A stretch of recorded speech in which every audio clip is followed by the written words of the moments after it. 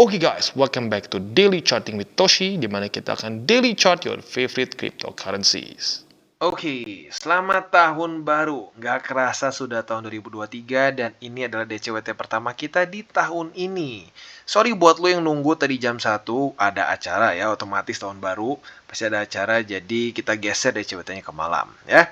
Nah, sebelum kita masuk ya, kita mau sedikit dulu review lah 2022 ya. 2022 ini bisa dibilang tahun yang nggak terlalu bagus untuk cryptocurrency market. Dan kalau kita lihat di sini adalah tentunya tahun yang merah ya.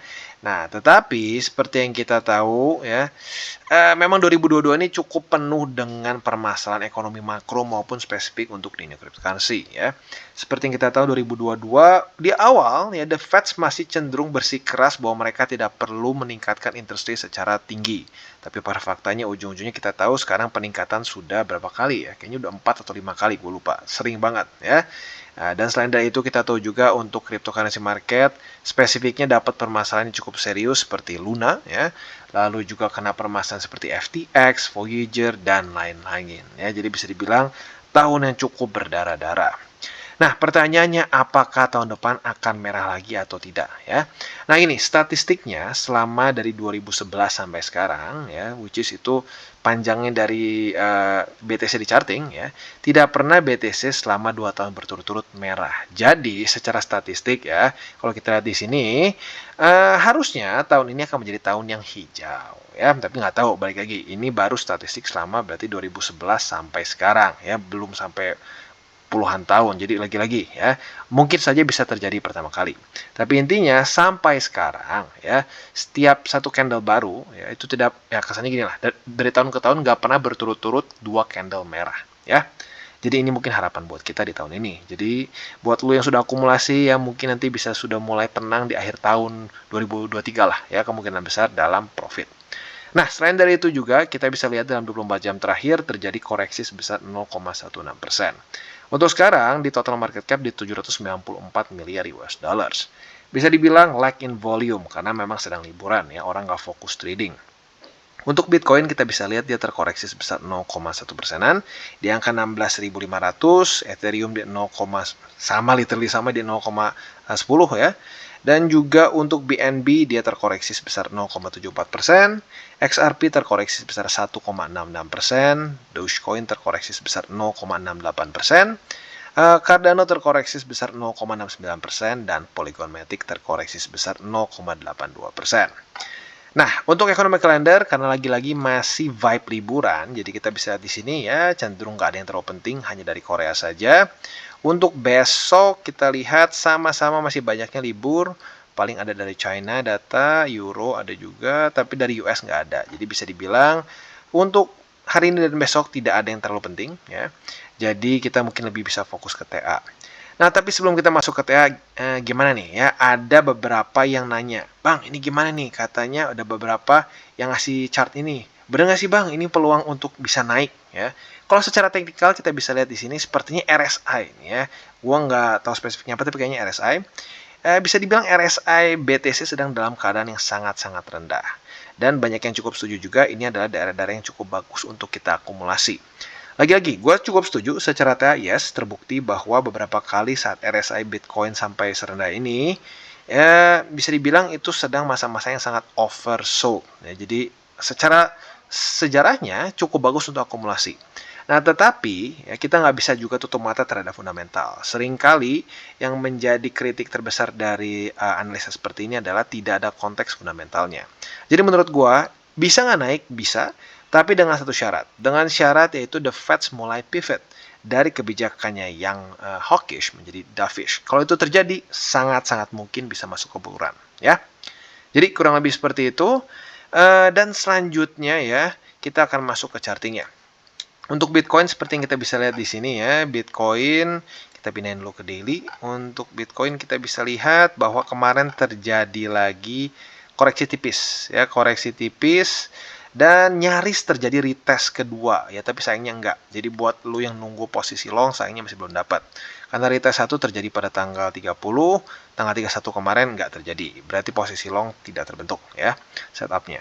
Tapi overall bagus ya karena masih bisa bertahan di atas dari 16.433 walaupun dengan sedikit vibe yang lebih cenderung bearish ya. Jadi PR-nya masih sama seperti kemarin, bertahan di atas dari 16.433 ya. Jadi kurang lebih seperti itu untuk Bitcoin secara makronya, masih quite simple. Untuk indeks dolarnya kita akan cek di sini. Indeks dolar dia berita bagusnya mulai di reject oleh 104,13. This is good. Karena kenapa? Sebelumnya 104,13 ini adalah support ya. Dimana kita bisa lihat di sini pada tanggal 27 dan 28 Desember kemarin dia sempat terpantul oleh struktur tersebut. Ya otomatis dia menjadi suatu support. Nah, tetapi untungnya pada tanggal 28 ya, dia kereject oleh 20 dan lanjut tembus lagi ya. Tadinya support tembus lagi dan mulai daily close di bawah dari struktur tersebut. Nah, yang gue suka adalah tanggal 30 Desember kemarin dia mulai daily close, bukan daily close, tapi mulai menjadikan si struktur support ini sebagai resisten. Nah, ini adalah satu hal yang bagus dan kita bisa juga mulai terjadi lower low. Jadi overall, secara indeks dolarnya this is good. This is good untuk cryptocurrency market. Karena lagi-lagi korelasi indeks dolar dengan kripto adalah korelasi yang negatif. Ya, jadi kita berharap indeks dolar ini terus turun. Karena seperti yang kita bisa tahu ya, dari sebelum-sebelumnya siklus-siklus 2020, 2015, 2017 ya, itu semua terjadi bulan apabila indeks dolar melemah atau dalam kondisi bearish ya. Jadi otomatis saat indeks dolar menunjukkan reversal mereka, karena buat kalau lu yang baru ikutan lihat di sini di CWT, mungkin lu nggak sadar bahwa indeks dolar itu sudah meningkat dengan sangat signifikan powernya sejak 2021 sampai sekarang. Ya, lu bisa lihat sendiri, masuk ke bull market. Nah, karena korelasi negatif, maka kalau lihat BTC ya, kita tarik mundur lagi ya, maka BTC turun gitu ya. Jadi lagi-lagi yang kita harapkan adalah indeks dolar yang melemah dan mulai masuk ke bear market. Nah, selanjutnya yang kita harapkan juga adalah kalau secara fundamentalnya ya, yang kita tunggu adalah the Fed yang mulai bahasanya lebih dovish ya. Kemarin sebenarnya udah lumayan bagus ya di awal Desember. Awal Desember lumayan bagus. Tapi tiba-tiba ya saat FOMC meeting Jerome Powell menyatakan atau ya lebih tepatnya ada beberapa statement yang cenderung bikin takut market ya.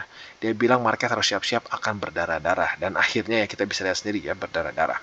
Tapi gue curiga dengan kebijakan mereka dan indeks dolar yang terus turun seperti ini, ada probability akan mulai terjadi reversal beneran. Ya, jadi kita tunggu ya. Jadi overall seperti itu untuk makronya dan kita sekarang akan masuk ke buy limit. Tetapi seperti biasa sebelum kita masuk ke buy limit, gue harus ingatkan dulu yang paling penting adalah DCWT ini dan seluruh konten TCI bukanlah financial advice. Tujuannya adalah untuk edukasi dan membiasakan para subscriber gue untuk lebih mengerti charting. Lalu bagaimana cara untuk mendukung TCI? Ada banyak caranya. Lo bisa like our video, bisa share our video ke teman-teman lo, atau bisa juga menggunakan link referral kita di bawah. Oke, sebelum kita masuk, kita akan download pesan-pesan dari sponsor kita pada hari ini.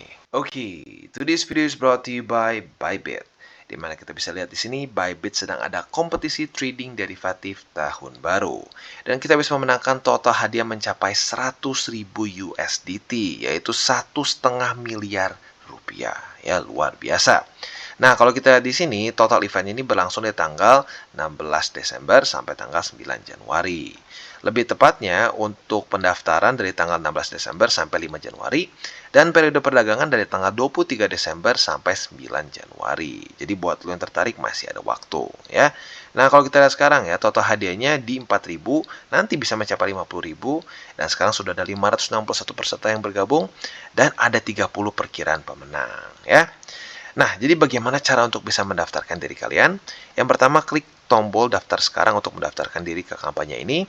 Yang kedua, miliki setidaknya 50 USDT atau aset yang bernilai setara dalam akun derivatif Anda, tidak termasuk akun sekunder. Dan kompetisi ini hanya diikuti oleh pengguna dari Indonesia, Thailand, dan Filipina saja, ya. Nah, peringkat kompetisi juga akan diupdate secara real time, ya. Nanti akan diperbarui setiap hari Selasa dan Jumat sekitar pukul 5 waktu Indonesia Barat. Tentunya 5 sore di sini ya. Nah, jadi acara pertama yaitu adalah kompetisi volume perdagangan individual dan menangkan 50.000 token USDT. Ya, jadi ini simple.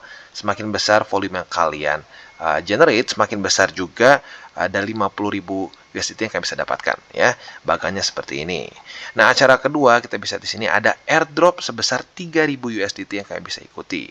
Dan acara ketiga ada juga kompetisi LNR percentage dari tim afiliasi untuk memenangkan 50.000 lagi token USDT ekstra.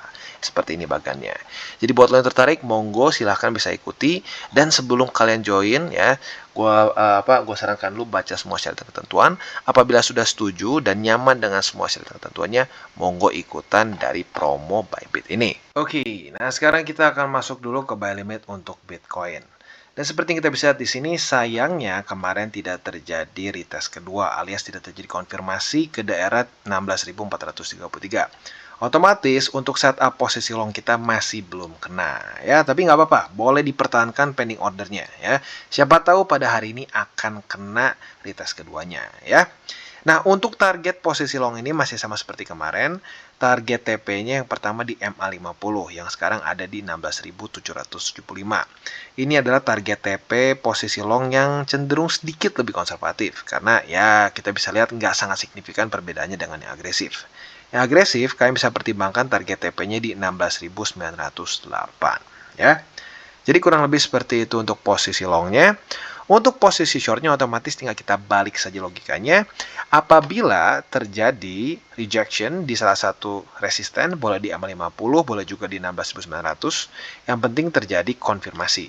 Retest 1, retest 2, monggo bisa buka posisi short dengan target TP-nya di 16.433 ya. Jadi itu untuk posisi shortnya dan overall dari posisi futures. Untuk posisi spotnya masih sama seperti kemarin. Harusnya kalau lu sudah pasang dari minimal tanggal 30 Desember kemarin harusnya udah kena karena sudah antara 16.433 atau 16.343 dua-duanya udah kena ya. Tapi buat lu yang lupa pasang karena kemarin terlalu happy liburan ya, mungkin boleh sekarang pasang. Ini menjadi buy limit pertama, boleh pilih salah satu dari di sini ya. Untuk buy limit kedua bisa pertimbangkan di 15.874. Sekali lagi gue ingatkan untuk posisi spot ini adalah posisi jangka panjang. Jadi jangan berpikir kayak posisi futures yang mungkin di hold paling lama seminggu lah kesannya ya. Nah jadi ini kita bisa hold tahunan bahkan ya ekstrimnya. Karena lagi-lagi ini adalah seperti tabungan jangka panjang kita. Jadi kurang lebih seperti itu untuk Bitcoin. Oke, dan sekarang kita masuk ke Ethereum. Nah, untuk Ethereum kita bisa lihat di sini, sayangnya dia masih di posisi yang bikin nanggung ya. Dan di tanggal 28-nya sayangnya tidak terjadi retest kedua ya. Jadi ya memang untuk Ethereum sekarang bisa dibilang masih ya kayak gue tadi bilang ya nanggung. Jadi untuk sekarang kita tinggal tunggu saja antara dia retest ke resisten atau ke support terdekat ya. Kalau retest di resisten terjadi retest 1, retest 2, nah kalian bisa pertimbangkan untuk buka posisi short di MA20 dengan target TP di 11, bukan 11, 1166 ya. Itu untuk posisi shortnya. Untuk posisi longnya kalian bisa nyontek ke tanggal 19 dan 20 kemarin. Apabila terjadi retest 1, retest 2 seperti di sini, kalian bisa pertimbangkan untuk buka posisi long dengan target TP yang lebih konservatif di MA20. Yang lebih agresif boleh pertimbangkan di 1243 ya. Jadi kurang lebih seperti itu untuk posisi futures di Ethereum. Masih nggak terlalu berbeda jauh. Paling yang sedikit berbeda adalah tadinya lebih ke MA50, sekarang mulai bergeser karena sudah terjadi death cross di sini ya. Itu untuk posisi futures. Untuk posisi spotnya masih sama seperti kemarin karena belum kena, yaitu di 1166 untuk buy limit pertama. Untuk buy limit keduanya di 1105. Jadi kurang lebih seperti itu untuk Ethereum. Oke, dan selanjutnya kita masuk ke FTM. Nah, untuk FTM ini luar biasa. Sudah hari ke 1, 2, 3, 4, 5, 6, 7, 8, 9, 10. Hari ke 10 posisi long kita masih belum juga kena target TP. Aduh bang, gimana bang? TP dulu nggak?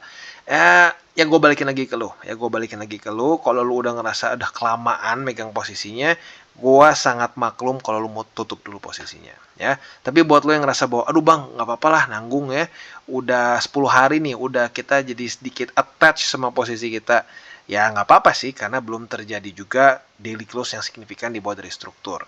Jadi buat lo yang ingin pertahankan tetap target TP-nya di ini ya, walaupun ada sedikit perubahan sebenarnya. Kalau kemarin kan di awal 50. Tapi karena hari ini baru terjadi death cross antara 20 dengan 50, maka target TP-nya kita geser dari tadinya MA50 sekarang ke MA20 yang ada di 0,2076 ya. Jadi buat yang target TP-nya belum diupdate silahkan diupdate ya. Itu untuk posisi long.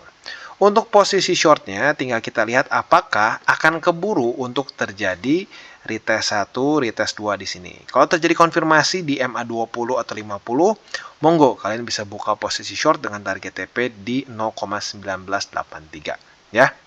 Jadi kurang lebih seperti itu untuk posisi futures di Phantom. Untuk posisi spotnya harusnya udah kena nih dari kemarin-kemarin yang posisi pertama atau buy limit pertama di 0,1983. Untuk yang kedua masih belum kena juga yaitu di 0,1880. Jadi kurang lebih seperti itu untuk buy limit spot di FTM dan overall untuk FTM. Secara struktur lagi-lagi masih a bit shaky, tapi minimal bertahan di atas dari 0,1983. Semoga saja dia nggak jebol lagi ke bawah sih. Harapan gue dia bisa instead of dapat short di sini dia nembus aja ke atas ya. Nah, kalau mau kena short di sini boleh lah ya. Dan mantul lagi di sini sebagai support. Itu yang gue harapkan. Karena lagi-lagi kalau dia jebol ke bawah lagi berarti strukturnya makin berantakan ya.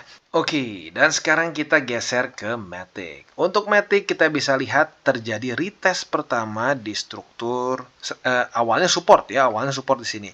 Tapi mulai berubah menjadi resisten. Artinya ya buat lo yang sudah nunggu-nunggu posisi short di Matic, sekarang sudah bisa buka pending order. Ya jangan buka sekarang karena belum kena retest kedua. Alias kalian pending order atau limit short di 0,77 ya. Jadi kurang lebih seperti itu untuk ini ya untuk update posisi short Matic. Nah, target TP-nya di mana? Target TP-nya jelas yaitu di 0,72 ya, 0,7222 sebenarnya kalau mau benar-benar sampai belakangnya ya. Ada yang lebih konservatif nggak Bang? Sebenarnya ada ya. Kalau kalian mau lebih konservatif, ada di tengah-tengah di sini. Ini struktur yang terbentuk pada tanggal 26, 27, dan 28 September kemarin ya. Bisa dibilang ini mungkin struktur yang belum teruji tapi ya bolehlah untuk jadi target TP yang lebih konservatifnya ya. Jadi sekali lagi gue ulangi, bisa pending order posisi short di 0,77 ya, ini pembulatan dari 0,7699 dengan target TP konservatifnya bisa pertimbangkan di sini. Sekalian aja deh kita buat ya, kita buat garisnya biar enak. Horizontal ray, kita klik di sini ya. Boleh pertimbangkan target TP-nya. Sebentar, ini sedikit error, gue double ya. Nah, bisa pertimbangkan target TP konservatifnya di 0,73. Target TP yang lebih agresifnya boleh pertimbangkan di 0,72222 ya. Jadi itu posisi untuk futuresnya. Untuk posisi spotnya atau buy limit spotnya bisa pertimbangkan yang pertama di 0,7385. Ini yang baru banget kita bahas tadi. Atau boleh juga di 0,7222 ya. Karena baik lagi untuk spot nggak ekstrim jauh perbedaannya. Oke, dan sekarang kita masuk ke BNB. Untuk BNB kita bisa lihat MA20 sudah semakin dekat. Dan kalau kita di sini sepertinya mulai ada sedikit reaksi dari BNB tentunya ya. Nah, jadi kita lihat nih, apakah dalam beberapa hari ke depan akan terjadi rejection di MA20 atau tidak. Kalau terjadi 2 kali rejection atau retest 1, retest 2, maka kita tentunya bisa buka posisi short di MA20. Target TP-nya jelas yaitu di 240,2 ya. Jadi itu untuk posisi short di BNB. Nah, untuk posisi longnya tinggal kita balik saja logikanya. Kalau mau nyontek juga boleh, nyontek ke tanggal 19 dan 20 kemarin ya. Di tanggal ini enak banget kalau kita sebenarnya ambil posisi ya. Retest 1, retest 2 langsung kena target TP ya. Nah, tapi kali ini target TP-nya ada 2 ya. Target TP yang lebih konservatifnya kalian bisa pertimbangkan di MA20. Jadi visualnya kayak gini ya. Retest 1, retest 2, kalau kena 20 itu konservatif ya, target TP konservatif. Target TP yang lebih agresif kalian bisa pertimbangkan di 251,4 yaitu struktur yang terbentuk ya di inilah di Desember pertengahan di sini ya. Jadi itu untuk posisi futures di BNB. Untuk posisi spotnya masih kurang lebih mirip-mirip kemarin ya.